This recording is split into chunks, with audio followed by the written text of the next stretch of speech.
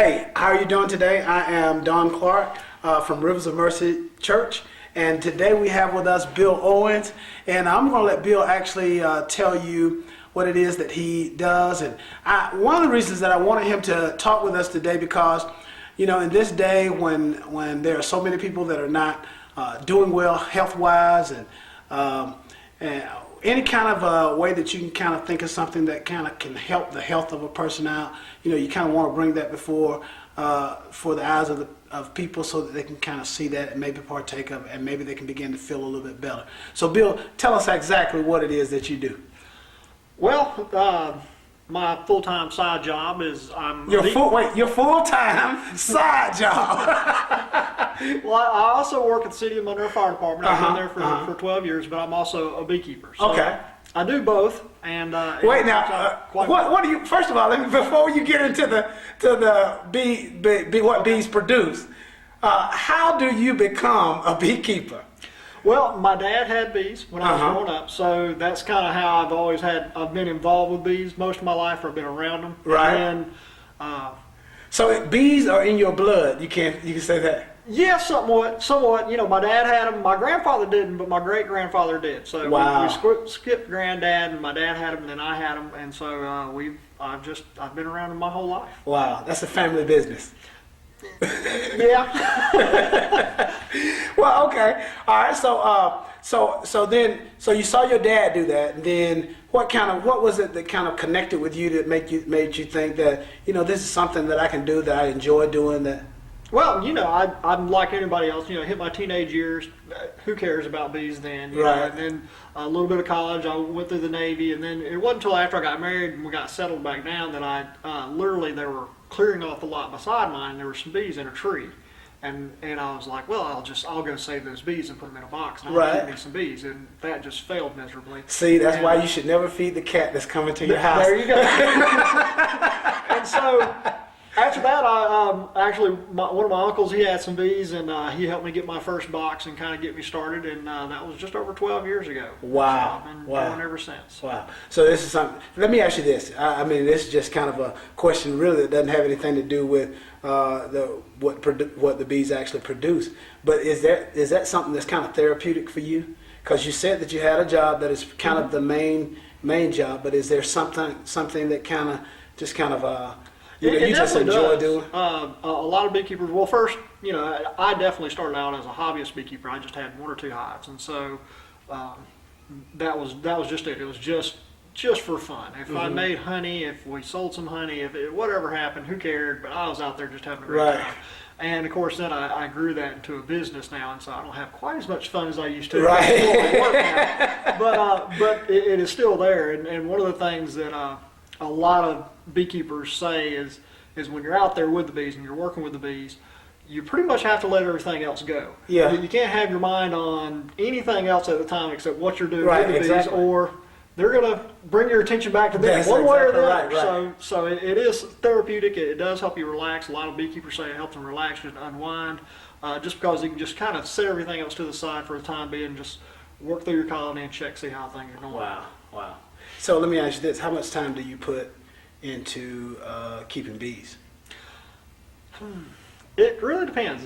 On the time of the year, like this time we're coming up into the spring, and so, you know, all the flowers are blooming, the bees are getting real busy, and so there's a lot of management stuff you need to do with your bees to maximize the honey production or whatever you're doing with your bees.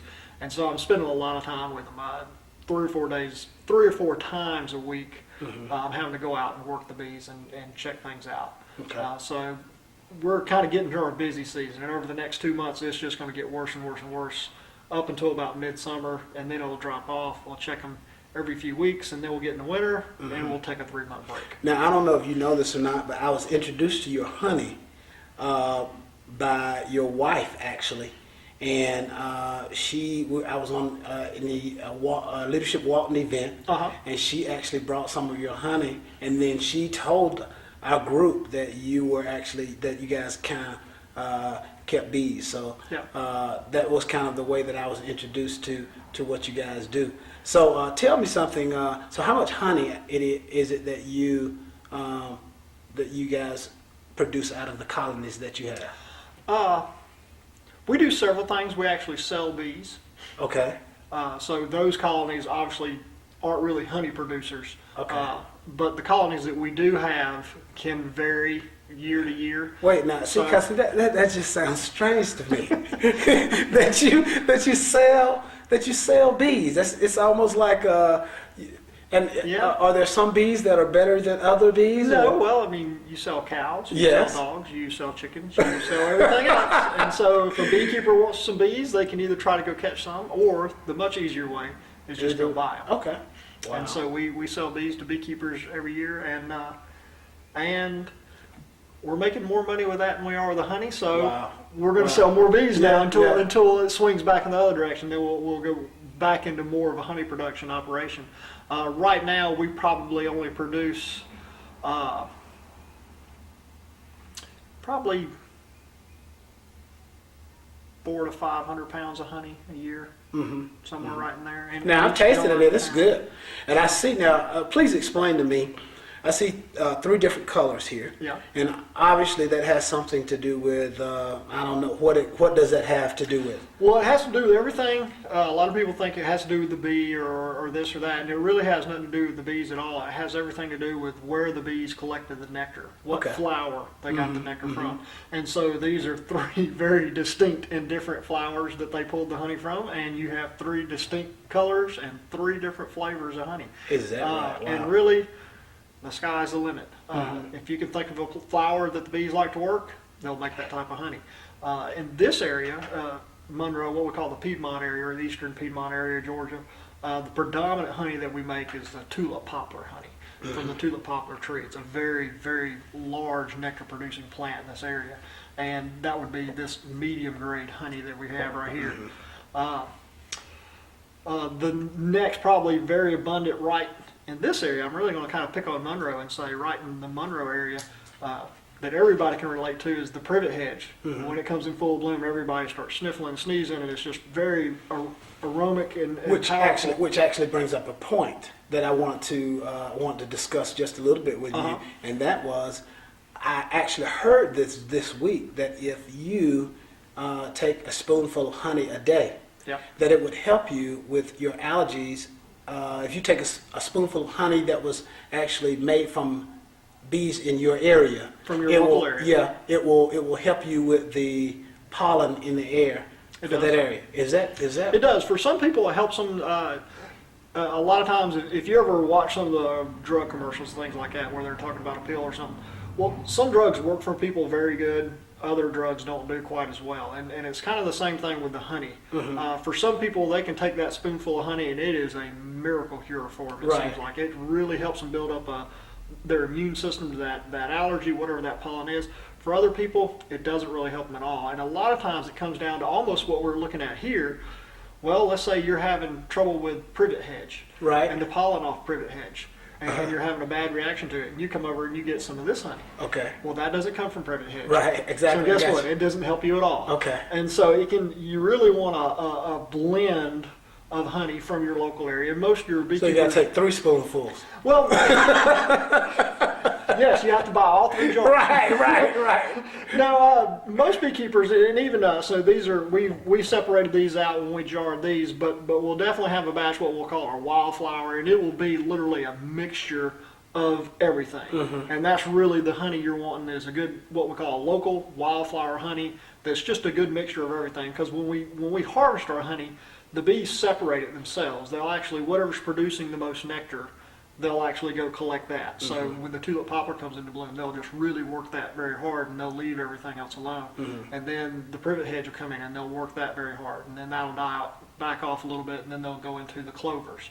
And so they'll actually store it in the hive. And so when we go through, we'll separate it. Well, there's a mixture line in there where it transitions from one to the other, and those get set off to the side, and then those all get spun together, and you just get this mix. Right, What we call this wildflower honey. And that's really what you want because it has some of everything in there. Yeah. Well, see now, what's interesting to me about this is how passionate you are about about honey. And I mean, I think that's. I mean, I really think that's wonderful. But let me ask you this: are there other things? Because I think that this was actually a remedy for a lot of people before they were able to go to the doctors and that kind of thing. So are there other medical remedies that you can think of that, now we're not necessarily trying to give medical advice here, but I know that there are things that it can kind of help you with. Definitely can. Some people, most people who have allergies will just eat some local honey, some local wildflower honey. And we say local, really we're saying anything within 50 miles of your area, because the plant source within that area is going to be relatively the same. The next thing some people might do is actually eat pollen, where the bees actually bring the pollen back to the hive. We can actually have traps that we can put on there, and we'll literally steal the pollen from them as they're bringing it back into the hive. And some people will eat what we call local pollen. Some people do it for their allergies. It also has all your antioxidants. Oh gosh, there's all types of things that pollen does. It gives you some energy boost, has all your vitamins. Because I wasn't actually going there, but that's like extra information for the folks right there. And that is amazing to me. But this is what I heard, and I didn't just come into this interview blindly. Okay. I read a little bit. My wife says, "You're in the computer tonight, and you're in the computer this morning when we get up. What is going on?" I said, "Well, I got to talk to a beekeeper. I want to just have a little bit of information to make it seem like I know what I'm talking about." So I understand that there was a time that people may have even used some of this stuff on minor cuts, scrapes and bruises or something like that. Open wounds, cuts and scrapes, things of that nature. It's like a miracle cure. It's actually almost better than a lot of people use your aloe vera. Yeah, things like that. Your Neosporin, things like that. They'll put on cuts and stuff. Honey does actually better, and it all goes into how the bees make the honey and how that process goes through, and the enzymes and chemicals they add to the honey that allows it to do that to cuts. A lot of people with a lot of diabetics that will get sore sometimes on their legs that just won't heal, put honey on it. It'll heal it right up. Wow. A lot of people think, well, even with your pets, your dogs or your cats or whatever, they get a cut or something like that, and you're like, well, what can I put on there? Well, you can always put honey on there. If they lick it off, it's definitely not going to hurt them. Right. And so it works very good. But well, did you know this, Bill? Did you know that there was honey found in King Tut's tomb, and it was still edible? Still edible. You can still eat it. See, now I found that out on the internet. Listen, if somebody is interested in getting your honey, how is it that they can get in touch with you? We just sold out about a month ago. So, you are kidding me. So are you saying that these 3 jars here are mine? No. These are my best 3 display honey jars that we got. So you would actually have to fight my wife. Oh my goodness. But, well, I actually got one. I don't think we're through with it yet. Okay. Well, I got one. That's been about 3 months ago. Yeah. And I don't think we're through with it yet. We harvest about the 2nd week of June, and we just sell right here locally. You can just Google us, Bill Owens Honey, something like that, and we generally pop up #1. And definitely give us a call, and we'll generally have plenty. By the 2nd week of June, we'll have more honey we know what to do with. Wow. Bill, I sure do appreciate you being with us today. So informative, just a real blessing for you to be here with us today. And I want to let you know that I appreciate you being here, and I'm sure that the people that are watching appreciate you also. Listen, everyone that's watching, I want to thank you for watching the broadcast today. If there's anything that we can help you with, please get in touch with us at Rivers of Mercy. Also, please remember that on every Friday night we have community dinner here at Rivers of Mercy, and that begins at 7 o'clock. That meal is free, and it is for anyone that desires to come. Come and be with us and have a great time. Bill, let me ask you this. Are there words of wisdom that you want to give the people before we get ready to leave here? Buy Bill's honey. I think that's what he was getting ready to say. I was going to say something like "Don't swat at bees" or something. Like that. That's a good. Hey, that's a wise thing. That's a wise thing. Hey, thank you, everybody. We'll see you. Have a great evening.